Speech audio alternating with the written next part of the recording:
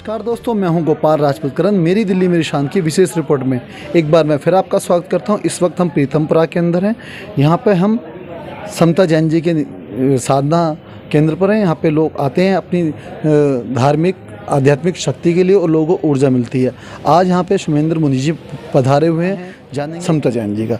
समता जी, आज बड़ा अच्छा माहौल है यहाँ पे, सब लोग दर्शन करने आ रहे हैं मुनि जी के, तो कैसा महसूस हो रहा है? हमें बहुत ही अच्छा अनुभव हो रहा है कि यहाँ एक बहुत अच्छी सकारात्मक ऊर्जा का संचार हो रहा है।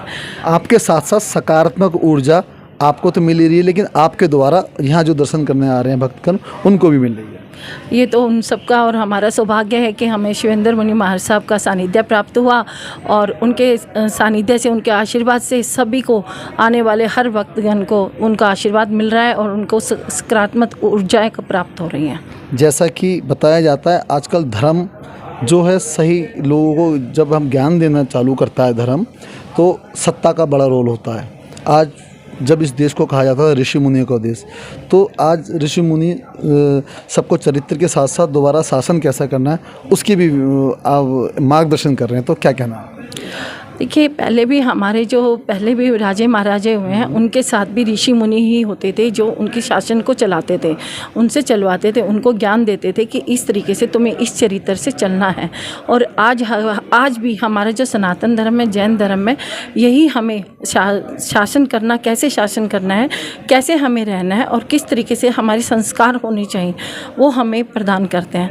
हम जब उनके सानिध्य में बैठते हैं तो हमें आगे पीछे इतिहास और आने वाले समय का भान अपने गुरुओं से और संतों से ही प्राप्त होता है।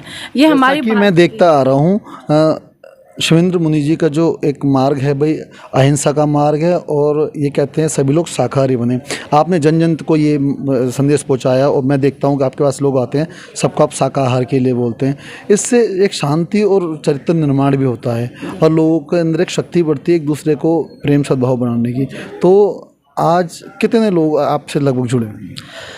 हमारे महाराज साहब से बहुत, अगर हम बात करते हैं तो जब वो पूरे भारत में भ्रमण करते हैं, और जब पूरे भारत में भ्रमण करते हैं जहाँ पे ये जैन धर्म का प्रचार भी नहीं है, छोटे छोटे गांव में जाते हैं, जिन गांव में लोगों को जैन धर्म के बारे में नहीं पता, अहिंसा के बारे में नहीं पता, वहाँ जाके अहिंसा का प्रचार करते हैं, हिंसा को बंद करवाते हैं और वहाँ पर सबको शाकाहारी बनाने की तरफ प्रेरित करते हैं।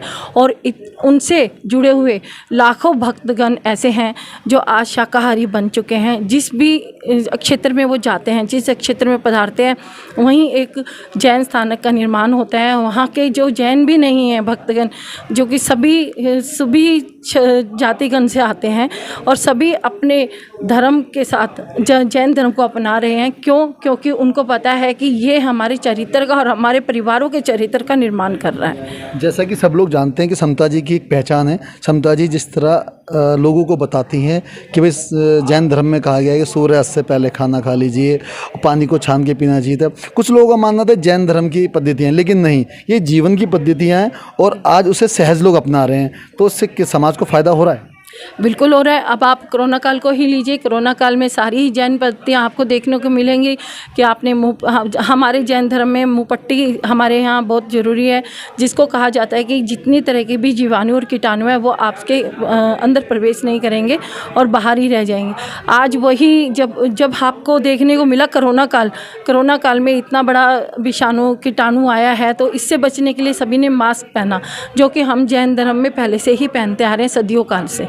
और आज पानी छान के और सभी चीज़ों में आपने देखा होगा कितनी शुद्धता बरती गई है कि हाथ धो के काम करना है, पानी छान के पीना है, गर्म पानी पीजिए, गर्म पानी से आपको वो कोई भी प्रॉब्लम इस्तेमाल करना, गर्म पानी, हाँ, गर्म पानी का इस्तेमाल करना है, जिससे आपकी सारी समस्याओं का समाधान।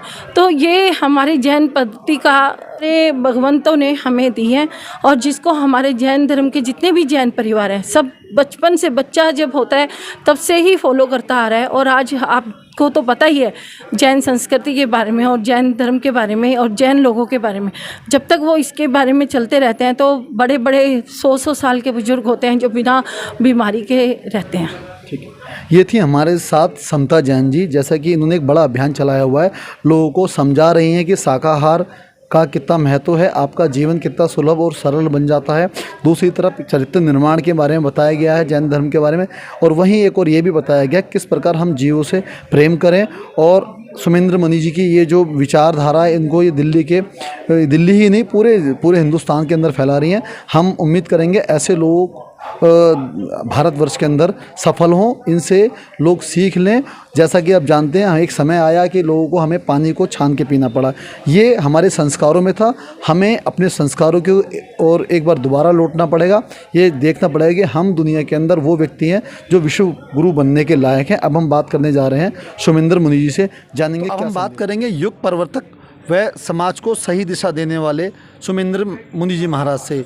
आज यहाँ पहुँचे हुए हैं साधना स्थल पर समता जैन जी के। तो महाराज, आज समाज को ज़रूरत है शांति की और एक दूसरे के साथ मिलकर चलने की। जैसे कि आप जानते हैं पूरी दुनिया में और बीमारियों का आप चारों तरफ कोरोना काल से विदेश जैसे कि आप समझे उभरा है, तो क्या संदेश देना चाहते हैं आज समाज को, किन किन चीज़ों की ज़रूरत है? सबसे पहली बात तो जो आपने सवाल किया कि भाई समाज में शांति नहीं है,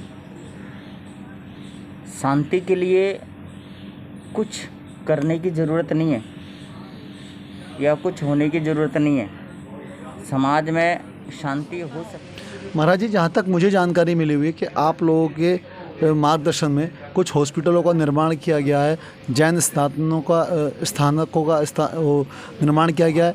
दो चीज़ जानना चाहूँगा, एक कहाँ हॉस्पिटलों का निर्माण किया गया और जैन स्थानकों का क्या महत्व है भारतीय समाज में? जैन स्थानक एक संतों की साधना स्थल होती है और संत वहाँ पर साधना करते हैं, लोगों को प्रेरणा देते हैं। वहाँ पर लोग आते हैं, सत्संग सुनाते हैं और धर्म की बातें उनको सुनाते हैं। और जैन धर्म के संत ऐसे होते हैं कि किसी भी संप्रदाय की बात नहीं करते, वो सिर्फ एक इंसानियत की बात करते हैं कि सबसे पहले इंसान बनो, बाकी चीज़ें बाद में। इंसान बनना बहुत ज़रूरी है, मानव बनना बहुत ज़रूरी है, और मानवता का धर्म ही सबसे बड़ा धर्म है। और ये सबका धर्म एक ही है, मानवता का। ये चीज़ें सिखाया जाता है। इसके साथ साथ जैन धर्म में बहुत सारे परोपकारी संत हैं, जिसमें मैं आपको बताता हूँ कि हमारा खुद का मन रहता है कि जहाँ पर ज़रूरत है, जहाँ पर जैन नहीं है, जहाँ पर धर्म को जानने वाले नहीं हैं, वहाँ पर जाना, धर्म का प्रचार करना, उनको बताना, धर्म सिद्धांत बताना, धर्म के नियम बताना, हर चीज़ें बताना, किस समय उठना, किस समय सोना, किस समय जागना।